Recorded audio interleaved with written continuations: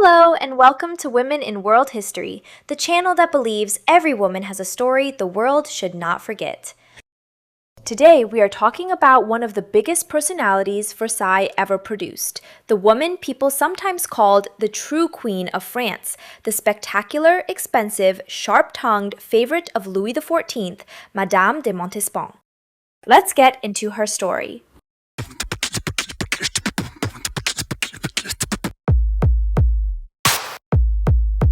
The woman we know as Madame de Montespan was not actually born with either the name Athénaïs or the name Montespan.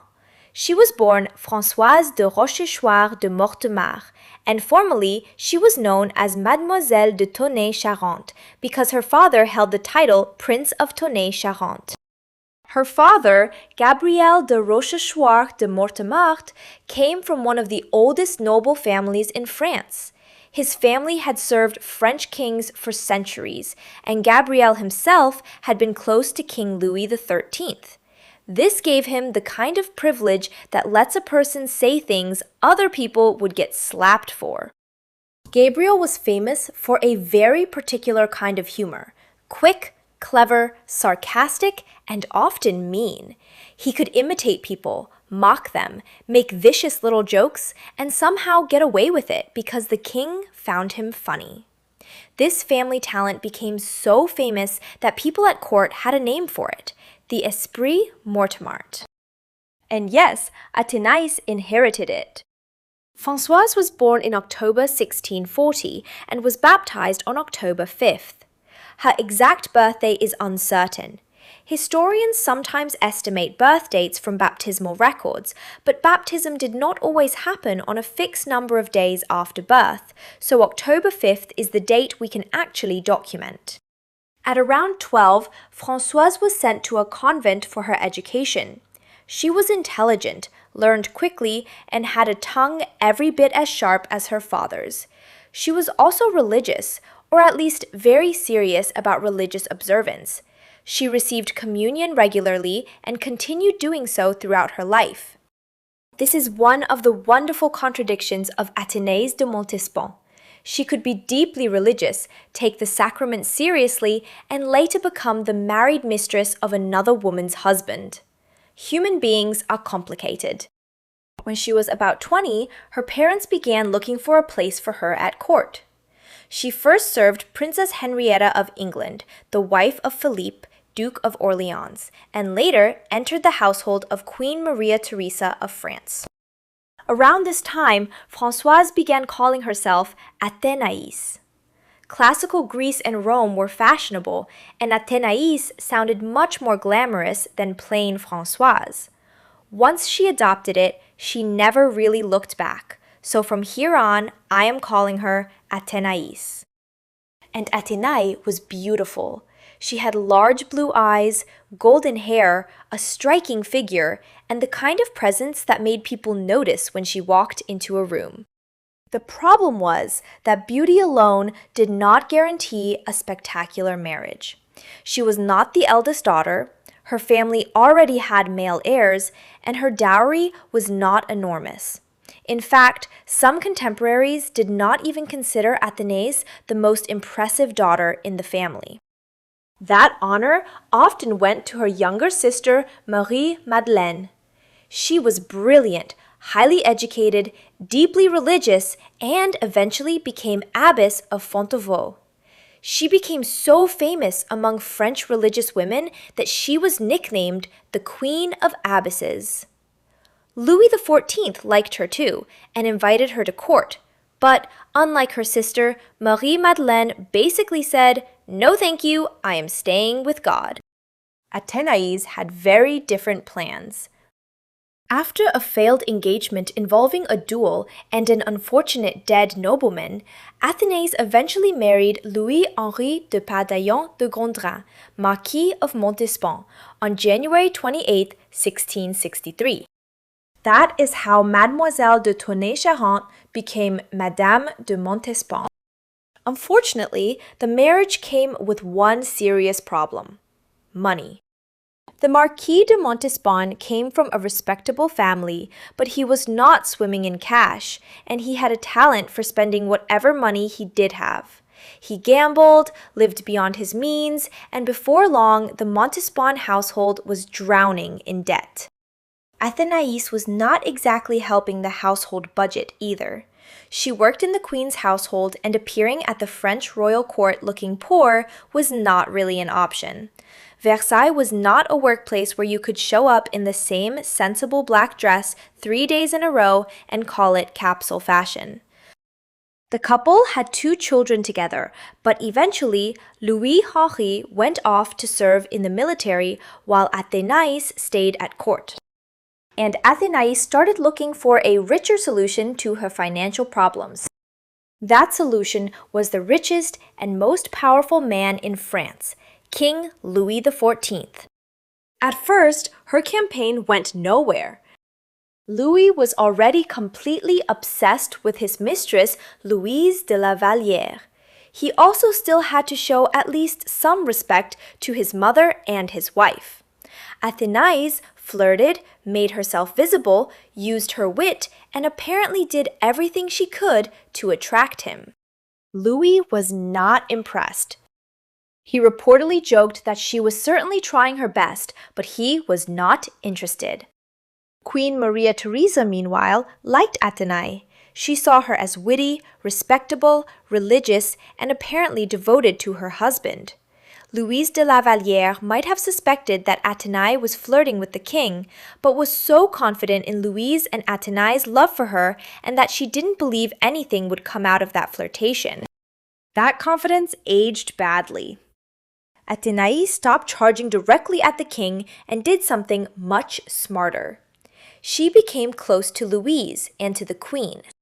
Then, at one point, both Louise and Maria Theresa were pregnant at around the same time and were not exactly in the mood to spend every evening entertaining Louise. So, they invited funny, charming Athenaïs to join their private meals and keep the king amused. This may be one of the worst strategic decisions in royal mistress history. The woman they invited in to help entertain Louis was exactly the woman who wanted Louis. By 1667, the king had changed his mind. Athenaïs, then in her mid-20s, became his lover. There was just one person who was not thrilled about this arrangement: her husband. When the Marquis de Montespan returned from military service, he discovered that his wife had become the king's mistress, and he did not quietly accept the enormous honor of being cuckolded by Louis XIV. He was furious. He went to court demanding his wife back. He complained loudly. He caused scenes. One story even has him storming into Athenaïs' rooms and slapping her. He later went so far as to make trouble abroad and tried to find powerful people who might help him challenge the king.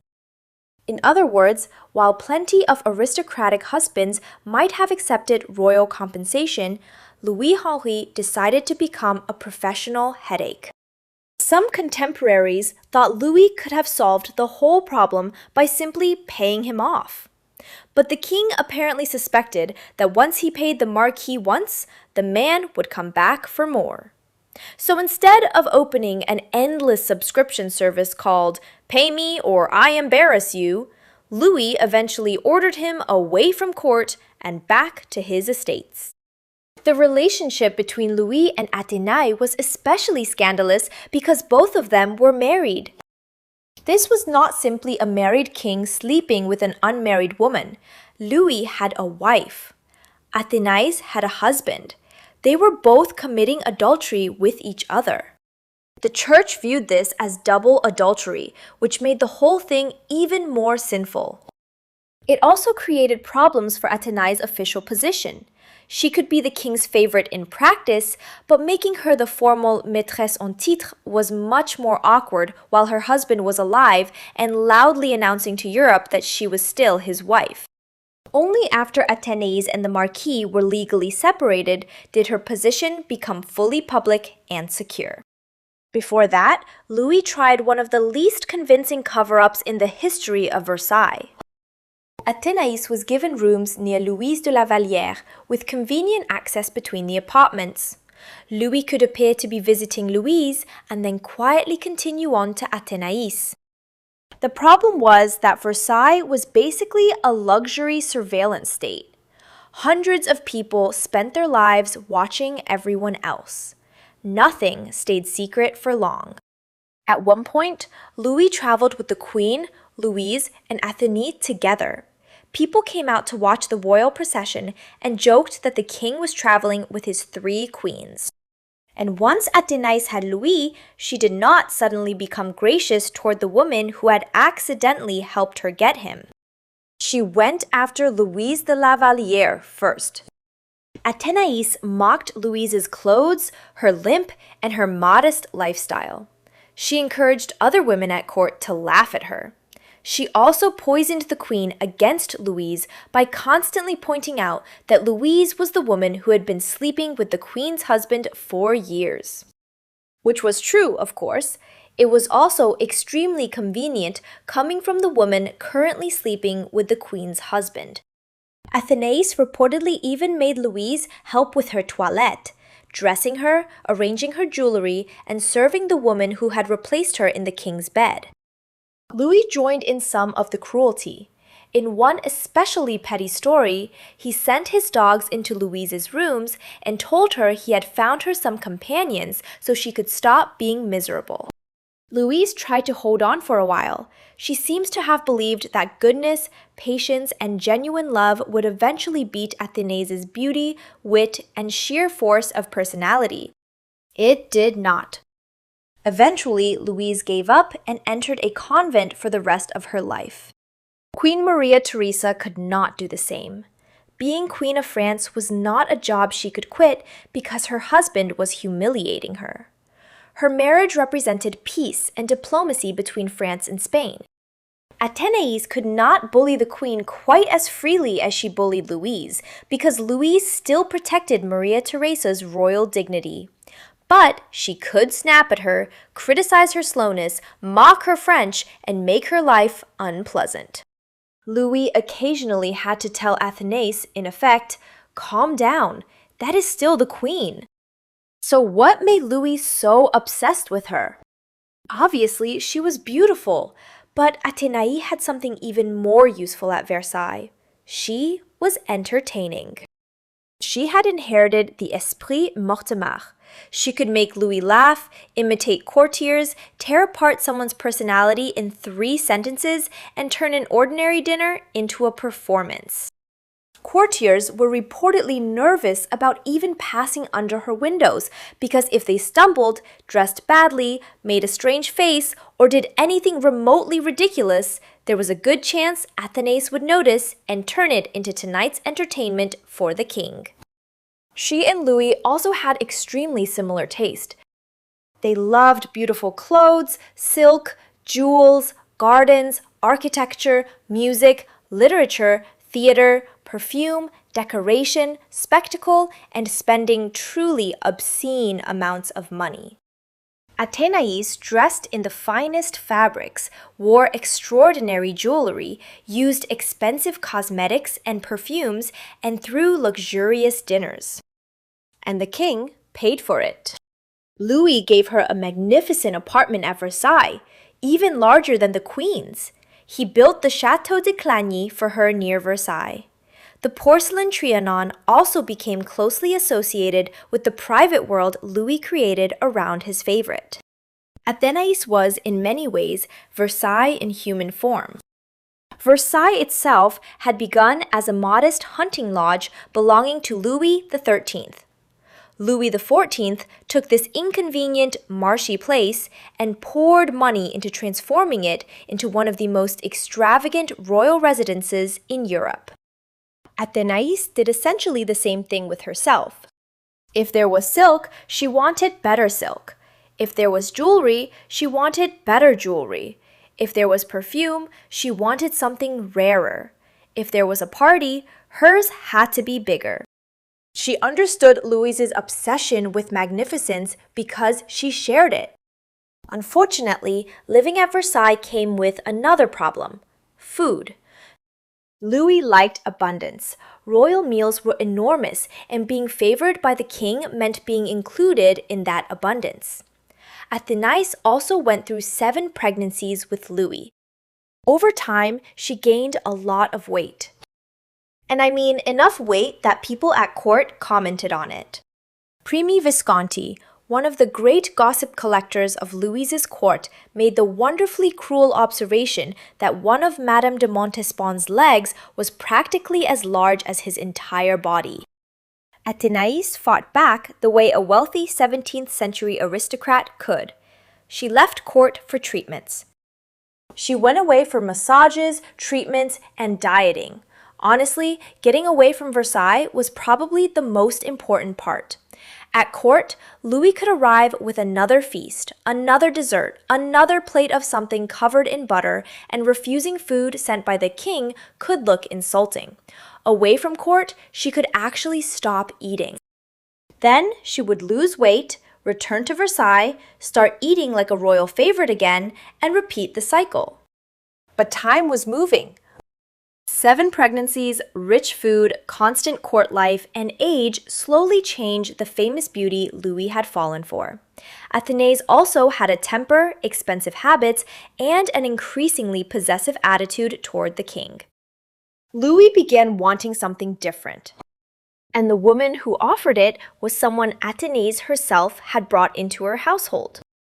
Françoise d'Aubigné, then known as Madame Scarron, had been hired to care for Louis and Athenaïs's children.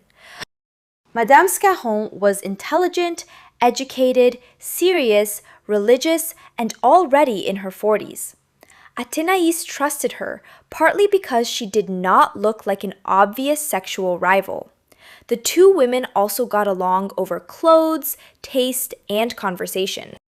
Louis initially seems to have seen Madame Scarron simply as a capable woman who was excellent with his children. Then he started talking to her. And the more he talked to her, the more he liked her. She could discuss religion, politics, literature, education, and art. She did not simply flatter him or flirt with him. At one point, Louis reportedly said that she was a woman who knew how to love, and that it must be wonderful to be loved by her. Athenaïs was furious. There is a certain karmic comedy here. Athenaïs had become close to Louise de la Vallière and Queen Maria Theresa, then taken the king from under their noses. Now, the woman Athenaïs herself had trusted with her children was becoming the woman Louis wanted to talk to most. And Athenaïs did not handle it quietly. She and Madame Scarron fought constantly. One prince tried to reconcile them, managed to get them speaking nicely by evening, then found them fighting all over again the next morning. He basically gave up. Madame Scarron, however, was not yet sleeping with Louis. She was much more religious than Athenaïs and resisted becoming another royal mistress. She even encouraged Louis to behave better toward the queen. That did not mean Louis suddenly became celibate. Absolutely not. Instead, he started looking at younger women. One was Isabelle de Ludres, a beautiful young woman from Lorraine and one of Athénaïs' own ladies. Athenaïs became insanely jealous. She mocked Isabelle's regional accent, spread rumors that she had diseases, and did everything she could to make her ridiculous at court. Louis briefly tried to keep the relationship quiet just so he would not have to listen to Athenaïs complain. But again, Versailles. When Athenaïs left court to give birth to another of the king's children, courtiers began treating Isabelle like the new favorite. Isabelle then made the fatal mistake of bragging about it. Louis liked secret affairs. He did not like mistresses giving press conferences. So he dropped her. Then came Marie-Angélique de Scoraille, better known as the Duchess of Fontanges. She was breathtakingly beautiful and, according to one brutally unkind court description, beautiful as an angel and stupid as a basket. For a while, Louis was completely taken with her. There is even a wonderfully suspicious story that one of Athénaïs' pet bears somehow escaped, somehow found Angelique's rooms, and somehow destroyed everything inside. Pure coincidence, obviously. Angelique became pregnant by Louis, but the pregnancy ended badly. She gave birth prematurely to a son who did not survive, and her own health never properly recovered. She died in 1681 before she was 20. Around this period, Athénaïs made one of the best summaries of Louis's love life. She told Madame Scarron that the king had 3 mistresses. The young girl had his body, Athénaïs had the title, and Madame Scarron had his heart. And then came the scandal that permanently poisoned Athénaïs' reputation, the affair of the poisons. From the mid-1670s onward, Paris authorities uncovered a huge underground world of fortune tellers, poison sellers, abortion providers, love potion makers, priests involved in occult ceremonies, and wealthy customers who wanted inconvenient husbands, wives, and rivals to disappear. The investigation spread upward through Parisian society until it reached Versailles, and eventually Athenaïs' name appeared. People connected to her household had visited women involved in the scandal. Witnesses claimed Athénaïs bought love potions to keep Louis obsessed with her. More explosive testimony accused her of taking part in black masses, using substances involving dead infants, and eventually even plotting to poison the king when she feared losing him. These are the accusations that turned Madame de Montespan from famous royal mistress into a woman later generations associated with Satanism, poison, and murder. Were they true? Some of them are extremely doubtful. Modern historians tend to be cautious because witnesses in the affair of the poisons contradicted one another, some were tortured, and some had very good reasons to invent dramatic stories. It is entirely possible that Athénaïs bought things from fortune tellers or women who sold cosmetics, perfumes, charms, and supposed love remedies. She was obsessed with beauty products and was desperate to hold the king's attention. The scandal nevertheless destroyed what remained of her position. Louis did not publicly put Athénaïs on trial, and he did not throw her out of Versailles overnight. That would have created an even bigger scandal and dragged his own private life through the mud. But by around 1680, her great period of power was over. Madame Scarron, now Madame de Maintenon, had become increasingly important to Louis, and after Queen Maria Theresa died, Maintenon would eventually become the king's secret wife. Athénaïs remained connected to court for years, largely because of her children, but in 1691 she finally left Versailles for good. And after spending much of her life committing adultery while still being very serious about religion, Athénaïs now became even more religious.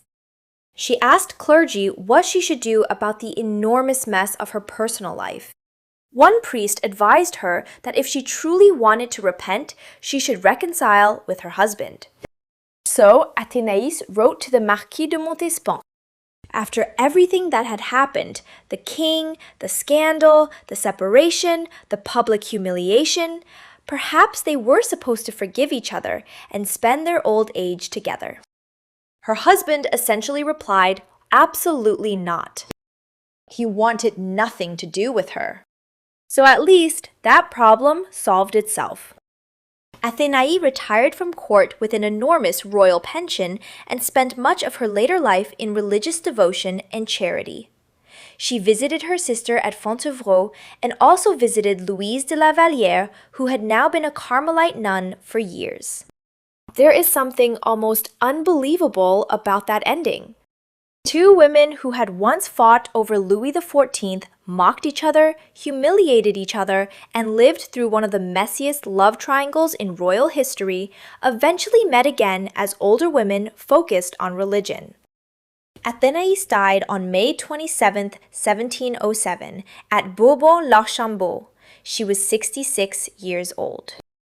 So that was the story of Madame de Montespan, the dazzling mistress who became almost a second queen at Versailles, spent the king's money like there was no tomorrow, terrorized courtiers with her tongue, bullied the mistress she replaced, watched another woman replace her in turn, and ended her life trying to make peace with God. What do you think of Athenaïs? Was she a brilliant woman playing the only power game available to her? A vicious court bully who finally got exactly what she deserved? Or somehow both at the same time? Let me know in the comments. And if you enjoyed this story, don't forget to like the video, subscribe to Women in World History, and turn on notifications so you don't miss the next one. For today, goodbye!